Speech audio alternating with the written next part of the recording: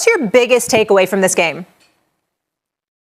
Well, look, Dallas played really well defensively. This was the best they looked. I know they gave up a bunch of points, but they played really well. You look at Micah, you look at Adigizua, they got after the quarterback. They were great in pass coverage. Now, the last couple of plays notwithstanding, I thought both defenses, late in the ball game, Teddy, we have one simple motto: nothing cheap, nothing deep. And right before the half, Washington, why are you jumping you jump on a double move, 83 gets behind you, you catch it, they get a field goal out of that. And then you get Washington, you got them dead to right, and somehow Terry McLaurin gets behind you for an 86-yard touchdown. That's dumb football. That's coaching. Nothing cheap, nothing deep. Dallas was opportunistic. They had it. Look, they didn't go for 150 or 200 yards running the football, but they kind of stayed with it. Didell had his best game running the football. They used CD in the backfield some to try to get him carries. He's one of your best players, so you try to find ways to get him the football. But what I was most impressed with Dallas, they're without their starting quarterback, 3 offensive linemen, their left tackle. The best thing that the Cowboys did yesterday was bench that left tackle Guyton,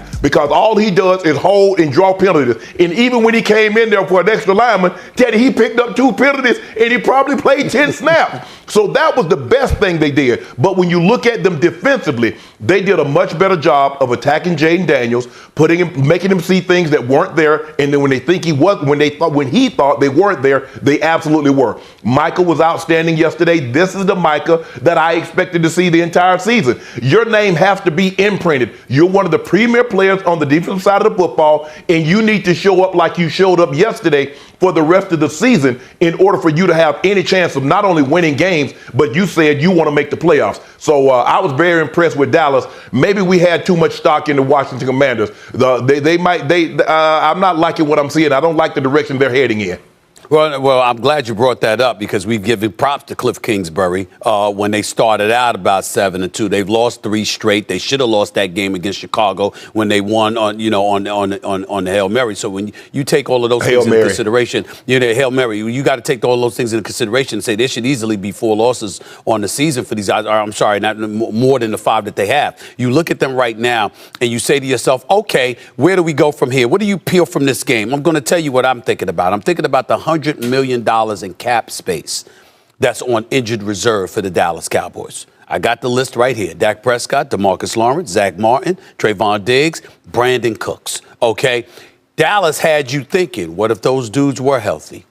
What if they hadn't suffered the injuries that they have suffered this year? Could there have been a slightly better team than we've been witnessing? Could they have been an above 500 team battling for the NFC? I'm just saying it's a legitimate question in light of what we see tailing off with the Commanders. Not when it comes to the Eagles, but when it comes to the Commanders. It makes you look at it just a touch differently. We saw Micah Parsons step up. We saw the rest of the defense hold Jaden Daniels, 81 yards. On 22 passes with an interception through the first 3 quarters. That's all he had. And so I'm looking at it from that standpoint, and I'm saying to myself, okay, you know what, Dallas, this was a good day for you. Let's see if you can follow up and do something constructive and proficient for a damn change. But yesterday, obviously taking the fourth quarter away from it, when I saw what I saw through the first 3 quarters, I was surprised at what I saw from the Dallas Cowboys defense, and I got to give credit where credit is due. And especially to Micah Parsons and Deron Bland being back, returning to the lineup, certainly didn't hurt them either. First of all, I think you know what you're talking about there, Shannon, but you say this is the Micah you wanted to see on the field. I say this is the Micah I wanted to hear after the game, in terms of what he's talking about, and not just talking about the team and winning and the fight that he still has and the fight that he still wants to continue.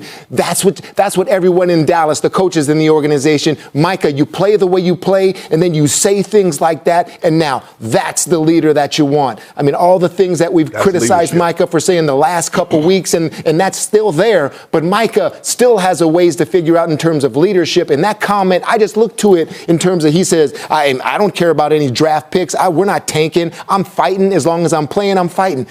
That's the Micah I love, and that's the Micah I love to hear.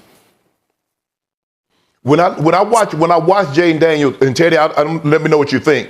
I thought they did a great job of crowding the line of scrimmage and speeding his thought process up, because every time they were up there, he thought they were coming, and it sped him up through the entirety of the game, and he rushed them throws. And sometimes they came, and sometimes they backed out of it. But you have to give the Cowboys credit, because they cooled down a quarterback, and Jaden has cooled off over the last 3 to 4 weeks. But I love what I saw from the Cowboys. They had a consistent running game. Oh no, they weren't running like what Saquon did last night, but it was enough to play action off of, and guys made plays down the field. And that's what you have to have. Well, you have to have guys. They went in there to fight, because you're without Zach Martin. You're without your starting left guard, who's a Pro Bowl player. We know Zach Martin is one of the historic great guards in NFL history. You make a change at the left tackle spot, and your starting quarterback is out, and he's gone for the entirety of the year. I just love the fight and the resolve that I saw from the Cowboys, that when everything was against them, everybody had counted them out. They said, you know what? If we go here, we win this game against the Commanders,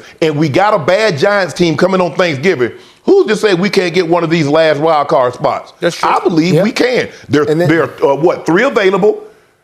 I believe we can get one of those wild card spots. Now, 2 of them, I believe, are going to the NFC North. Howdy, Cowboys Nation. Welcome to Dallas Cowboys Today, your #1 source for all things America's team. If you're a diehard football fan and love our Dallas Cowboys, you're in the right place.